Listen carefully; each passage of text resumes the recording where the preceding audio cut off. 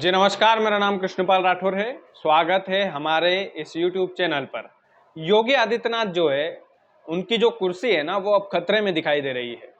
योगी आदित्यनाथ की कुर्सी जाने की असली वजह क्या हो सकती है और योगी आदित्यनाथ यूपी के मुख्यमंत्री कब तक रहेंगे, कितने दिन और बाकी है उनके मुख्यमंत्री पद के, इसकी पूरी जानकारी आपको इस वीडियो में देखने को मिलेगी। अंदर की राजनीति जिसे कहते हैं ना, कि अंदर की राजनीति क्या है, वो हम इस वीडियो में समझेंगे।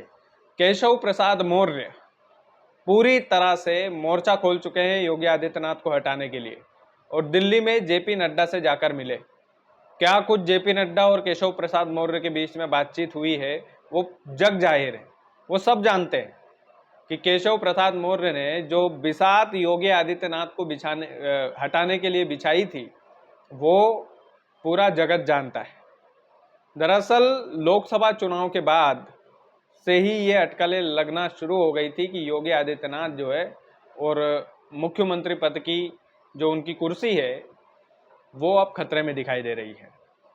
अब दरअसल एक मीटिंग जो है भाजपा भारतीय जनता पार्टी बुलाती है, अंदर की बात मैं आपको बता रहा हूँ। उस मीटिंग में भरपूर चर्चा होती है। चर्चा इस बात की होती है कि यूपी में इतना खराब रिजल्ट भाजपा का क्यों आया। सभी लोग अपनी अपनी राय रखते हैं। बारी जो है वो केशव प्रसाद मौर्य की आती है। केशव प्रसाद मौर्य बोलते हैं कि जब कुछ नेता या कोई पार्टी संगठन से बड़ी अपने आप को कोई सरकार समझने लगती है, तो फिर ये रिजल्ट तो आना तय है। और उत्तर प्रदेश की जनता डरी हुई किस बात से है? बुलडोजर से डरी हुई।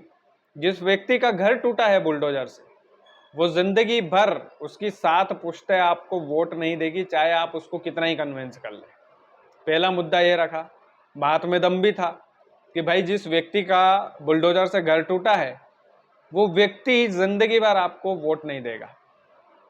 केशव प्रसाद मौर्य ने इनडायरेक्ट तरीके से कुछ अधिकारियों पर सपा और बसपा का होने का आरोप लगाया, अधिकारियों पर, कि ये जो अधिकारी है, इन्होंने पूरी तरह से दूसरी पार्टी का काम किया अधिकारी पद पर रहते हुए। तीसरा जो है, इनडायरेक्ट तरीके से योगी आदित्यनाथ को उन्होंने लपेटा कि कुछ डिसीजन यूपी सरकार के, यानी कि योगी आदित्यनाथ के कुछ निर्णय जो है वो ठीक नहीं थे, इस वजह से हमें यूपी में इतना खराब रिजल्ट मिला। उसके बाद में ये आला कमान के सामने ये मीटिंग चल रही थी। मोदी और शाह जो है वो दोनों चुप रहते हैं, ना योगी आदित्यनाथ के फेवर में बोलते हैं, ना उनके विरोध में बोलते हैं। अब ये जो दोनों जय वीरों की जो जोड़ी है, वो चुपचाप खामोश सुनती रहती है सारी चीजें। मीटिंग खत्म होती है और ये दोनों गुजराती भाई जो है हवाई जहाज में बैठकर दिल्ली की उड़ान भर देते हैं। आज ही की खबर है। उसके बाद केशव प्रसाद मौर्य भी दिल्ली की उड़ान भरते हैं और भाजपा के राष्ट्रीय अध्यक्ष जगत प्रसाद नड्डा से मिलते हैं, जेपी नड्डा से मिलते हैं। जेपी नड्डा से क्या कुछ अब इनकी मुलाकात हुई होगी, क्या कुछ उसमें चीजें रही होंगी, क्या केशव प्रसाद मौर्य जो है यूपी के मुख्यमंत्री आने वाले बन सकते हैं। योगी आदित्यनाथ के हाव भाव कैसे थे जब वो मीटिंग चल रही थी, ये भी आपको समझने की आवश्यकता है। हाव भाव कुछ वैसे ही थे जब प्रधानमंत्री नरेंद्र मोदी शपथ ले रहे थे प्रधानमंत्री पद की तीसरी बार, तब उनके हाव भाव आपने देखे होंगे, एकदम रोंदू रोंदू जैसा चेहरा जिसको बोलते हैं, वैसे ही उसी तरह से बैठे रहे। हार का जिम्मेदार उनको ठहराया जा रहा था, वो खामोश बैठे रहे। उनके कुछ निर्णय को गलत बताया जा रहा था, वो खामोश बैठे रहे। रोंदू जैसा जो चेहरा होता है, वो रोंदू जैसा चेहरा लेकर के ये योगी आदित्यनाथ जो उस मीटिंग में बैठे रहते, कुछ भी नहीं बोलते, सफाई तक नहीं देते। यानी कि अब जो भी है ये गुजराती भाइयों के हाथ में है। और प्रधानमंत्री नरेंद्र मोदी तो प्रधानमंत्री की कुर्सी गवा देते भाई साहब की वजह से, तो आप सोच लीजिए कि फिर क्या ही होना था। अमित शाह और योगी आदित्यनाथ की नजर जब आपस में टकराती है, तो योगी आदित्यनाथ तब भी वैसा ही चेहरा, कोई नो एक्सप्रेशन लेस जिसको बोलते हैं। तो मोदी शाह वर्सेस योगी आदित्यनाथ, आप सोचिए कि जो जो गुजराती भाइयों से टकराया है उसका सफाया कर दिया इन दोनों ने। उनको पता है कि आने वाले प्रधानमंत्री पद की दावेदारी योगी आदित्यनाथ कर सकते हैं, इसलिए टाइम से ये कांटा निकाल दीजिए, निकाल फेंकिए इसको। मौका भी है, दस्तूर भी है, महफिल सजी हुई है, और ऐसे में इसका फायदा अगर नरेंद्र मोदी और उनके जोड़ीदार अमित शाह अगर नहीं उठा पाए तो फिर क्या ही कहने हैं। वो तो मौका परस्त लोग हैं ये दोनों, अच्छे अच्छे को खेल खिलवा दिया है इन्होंने। जो जो दिखा, अब अगला नंबर इसके बाद मुझे लगता है नितिन गडकरी का भी आने वाला है। जिसने छवि देश में अपने काम से बनाई है उसको इन्होंने जो है कांटे का पत्थर, रास्ते का पत्थर समझकर उनको हटा दिया है इन दोनों गुजराती भाइयों ने। इसमें कोई संदेह की स्थिति नहीं है।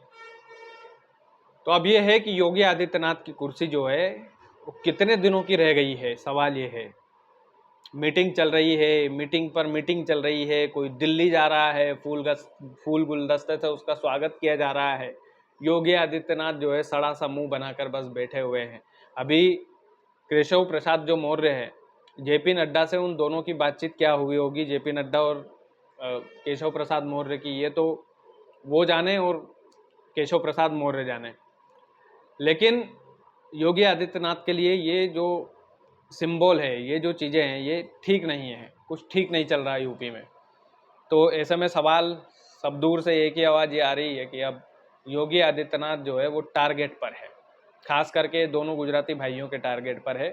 प्रधानमंत्री नरेंद्र मोदी को अच्छे से पता है कि योगी आदित्यनाथ कमबैक करने में कोई कसर नहीं छोड़ेगा, लेकिन कमबैक अगर कर लिया तो फिर मेरी कुर्सी भी खतरे में आ सकती है, क्योंकि पूरे देश में जिस तरह से छवि बनाई।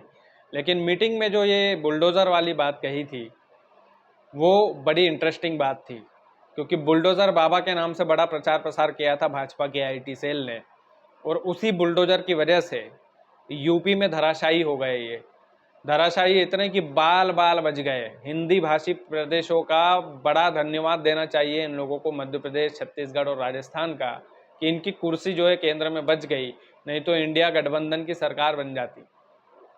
बाल बाल बचे, कुर्सी से ही हाथ धो बैठते। अब जिस व्यक्ति की वजह से, जिस बुलडोजर की वजह से इन्होंने छवि बनाने की कोशिश की थी, हिंदुत्व का जो तमगा है वो लोगों के दिमाग में डालने की कोशिश की थी, वो तो कामयाब नहीं हुआ।